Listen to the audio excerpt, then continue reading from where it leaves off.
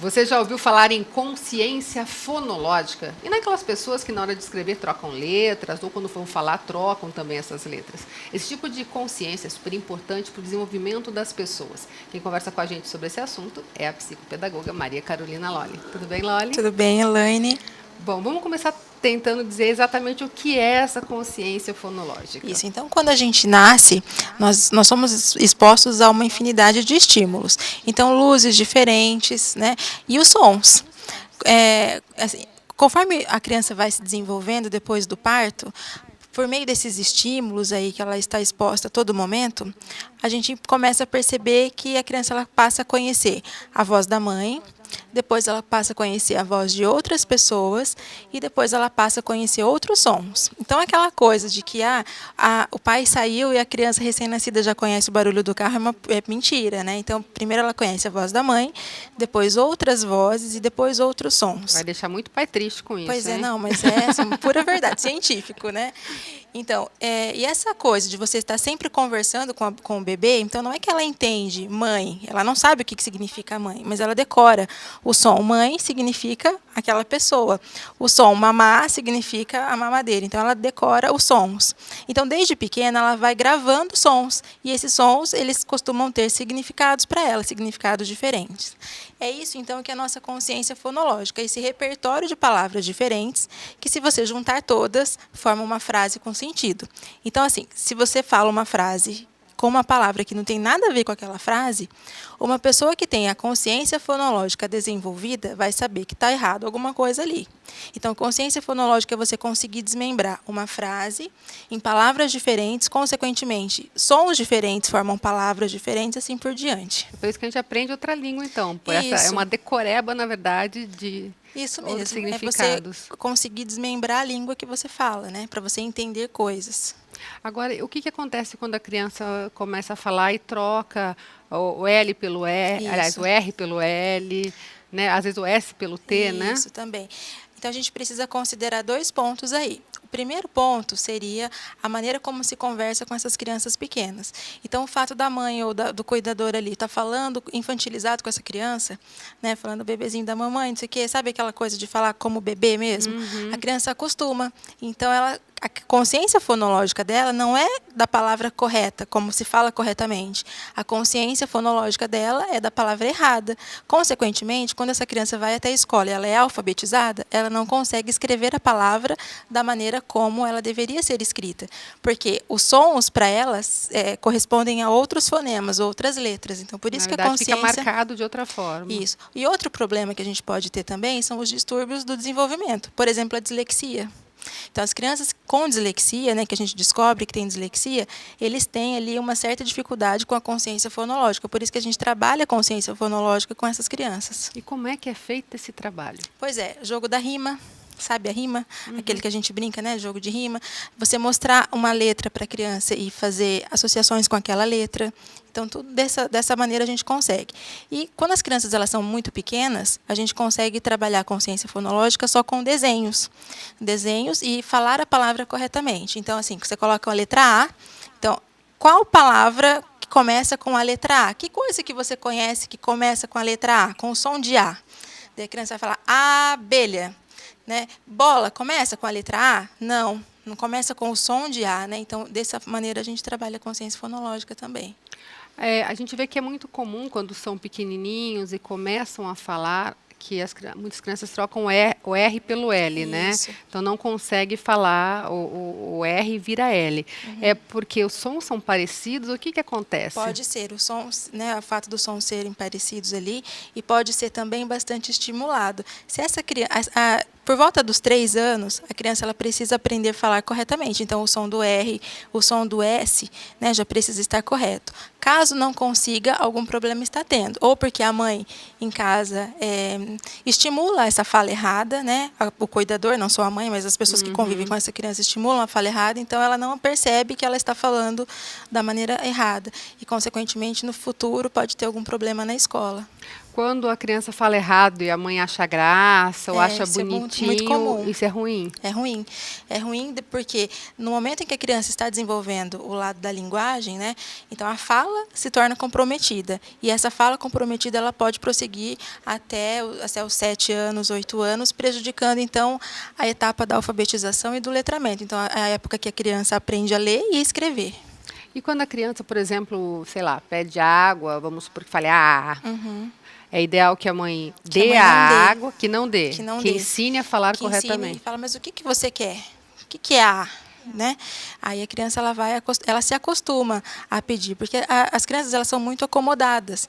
Uma vez que ela aponte uma coisa, um objeto que ela queira, e você dá esse objeto para ela se acostuma, então, que ela não vai mais falar, ela só vai apontar e você vai entregar. Ao passo que se você estimular essa criança sempre a falar mais coisas, o repertório dela será muito maior. E quanto mais certo a gente conversa com essa criança, melhor, porque a aquisição da consciência fonológica dela vai ser mais desenvolvida. Isso pode dar problema até quando se tornar um adulto, por Com exemplo, na hora certeza. de construção de frases e até de entendimento daquilo que lê? Isso, entendimento e interpretação daquilo que lê também. Então, por volta dos 36 meses, acredita-se que a consciência fonológica de uma pessoa, com 3 anos, então, esteja bem desenvolvida. Imagina uma criança com 3 anos que não fala nada. Essa criança ela não tem consciência fonológica desenvolvida. E assim, a gente percebe às vezes que adultos, né, Também. conversam bem, mas quando vão passar aquela ideia para o papel, acabam tendo dificuldades, às vezes até comem palavras, né? Isso. A gente que lida com educação, às vezes vê situações como essa. Pode ter havido problema lá? Sim, na infância. Então, às vezes, não foi estimulado como deveria ser na aquisição da linguagem. Então, na época ali, quando que era pequeno, as pessoas que conversavam com ele conversavam pulando palavras ou até mesmo muito infantilizado. Então, essa pessoa perdeu uma fase do desenvolvimento. Então, apesar de ser criança, a gente precisa sempre falar corretamente. Bebê ou não bebê, sempre falar corretamente. Nunca fica, nenenzinho, Não. cuticute, nada disso. Não, porque as crianças elas se acostumam muito com isso. E você pode, é muito claro quando uma mãe, né, um cuidador ali cuida da criança desta forma e quando a outra cuidadora cuida de outra maneira. O nível de inteligência, posso falar assim, inteligência, né, é maior dessas crianças. Elas conseguem ter uma compreensão muito maior, elas conseguem ter um nível de entendimento muito maior, consequentemente, ela consegue se expressar também com você muito melhor do que se esse cuidador falasse com essa criança só por, sabe, comendo as coisas, grunhidinhos assim, e isso, tudo. e simplificando. Então, quanto mais difícil você conversa com uma criança, maior será o repertório de sons que ela irá conhecer. Consequentemente, maior vai ser o vocabulário dessa criança, né? Mais elaborado será esse vocabulário e, consequentemente, na hora que ela estiver lá aprendendo a ler e escrever, vai ser com muito mais facilidade. Eu dei aula no magistério, eu tenho magistério no comecinho, há muito tempo, e a gente percebia que, às vezes, nós ensinávamos as crianças a falarem com os plurais certinho, Isso. concordância. Na sala ela falava, dela ia para casa, no dia seguinte ela voltava, Desaprende. ela desaprendia isso. O que acontece? É porque a família fala errado? É o que acontece muito também com os dígrafos, né?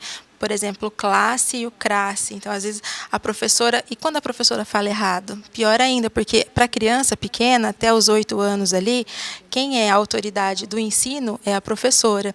Então, às vezes, se a professora fala errado, a palavra problema, por exemplo, aí já complica. Ela vai ter dificuldade depois para assimilar que a palavra problema não se fala problema, né? Das maneiras erradas como a gente vê comumente por aí. E aí, como trabalhar isso com a criança quando em casa se fala errado?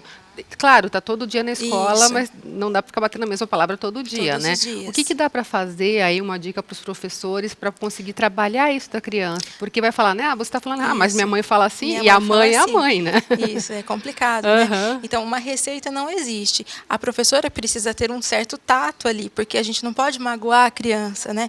Quando você interpela muito a criança falando que você fala muito errado, a criança deixa de falar aquela palavra. Ela fica com vergonha. Então por isso a gente precisa ter esse certo cuidado ali. Hoje em dia, nós temos as salas de apoio. Nas salas de apoio, existem muitos jogos, muitas ferramentas ali que podem ser utilizadas, né? Quando a criança já passa dos 8 anos e ainda continua falando muito errada, daí é importante, então, encaminhar essa criança para o profissional da fonoaudiologia. Que aí vai trabalhar certinho. Com certeza. Todos os dígrafos, né? Os S's, o R, o L, tudo certinho. E você chega a receber adultos que tiveram essa falha nesse aprendizado? Tem. E essas pessoas, geralmente, elas têm problemas mais sérios, né? Como a dislexia, por exemplo, a disortografia. Então, tudo isso pode ser em decorrência, então, da falta de estímulo lá quando pequeno, né? Ou por um problema muito mais sério, no caso, a dislexia. Pode ter algum problema de audição também envolvido nessa história toda? Existe, assim, certos problemas de audição que são verificados, então, pela fonoaudióloga e também pelo médico otorrino ali, né? Pode verificar que acontece alguns problemas. Um problema comum é quando você escuta bem, não tem problema nenhum de audição, né, propriamente dito, mas a interpretação daquilo que você escuta não condiz com o que acontece de verdade. E isso se chama falha de processamento auditivo. Aí precisa trabalhar, então, a consciência fonológica para a criança aprender a interpretar melhor. Saiu um estudo, se não me engano, na semana passada, dizendo que as crianças adotadas por pais de outros países tinham maior facilidade quando ouviam ou iam aprender sobre a língua nativa. Isso tem a ver com essa parte da consciência fonológica também? E também pelo fato de que quando a mãe está grávida, né, a gente escuta. Então, a consciência fonológica, ela não é que ela começa a desenvolver quando a criança nasce, não. Já dentro do ventre da mãe, a criança já tem consciência fonológica, porque quando a criança nasce, se aquele pai e aquela mãe que fica conversando com a barriga, sabe? Quando a criança nasce, se você conversar com essa criança da maneira como você conversava na barriga, ela vai procurar o som aquilo que era semelhante para ela. Então, por isso que a gente pode dizer que a consciência fonológica, ela vem antes do nascimento até. E o pessoal costuma colocar música, né, para o bebê ouvir enquanto a mãe está gestante. Isso é importante também? Sim. Desenvolve? O que faz? Desenvolve a consciência fonológica e desenvolve principalmente o vínculo, porque o bebê mesmo, né, antes do nascimento, ele já tem essa capacidade de sentir que ele é bem aceito, bem visto. Então, tudo isso precisa ser considerado. As crianças que chegam na clínica, se você fizer um levantamento dessas crianças que têm as maiores dificuldades de aprendizagem, são crianças que foram rejeitadas enquanto gestadas ainda. Então, por isso que a gente precisa ter bastante cuidado. Então, essa coisa de juntar pai e mãe, conversar com o bebê ainda no ventre, é bem importante. Então, é importante conversar sobre a gravidez, né? Sobre a importância de se cuidar mesmo da gravidez, e é importante se ter esse diálogo ali com a barriga mesmo, que muitas pessoas imaginem que a criança não esteja entendendo nada. Consequentemente, ela não está mesmo entendendo muita coisa. Mas ela está assimilando os sons, porque ela escuta, né? E depois que nasce, nada de mimimi. Nada de mimimi, falando sempre corretamente com as crianças. Até as pessoas podem até pensar, nossa, mas eu vou falar... Que mãe fria. Né? Mas não é, a gente precisa estimular, quanto mais a gente estimula nossas crianças, mais inteligentes, ou seja, mais facilmente essas crianças se desenvolverão.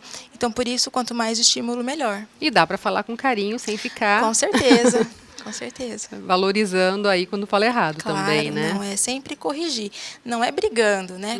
Fala-se a maneira correta da palavra depois que a criança fala errado e tá tudo certo. E quando a mãe corrige, não tem problema, por exemplo, assim. Então, a maneira correta de se corrigir é assim, percebe que a criança fala uma palavra errada, logo após ela ter falado a palavra errada, você fala a maneira como é a palavra correta de se falar.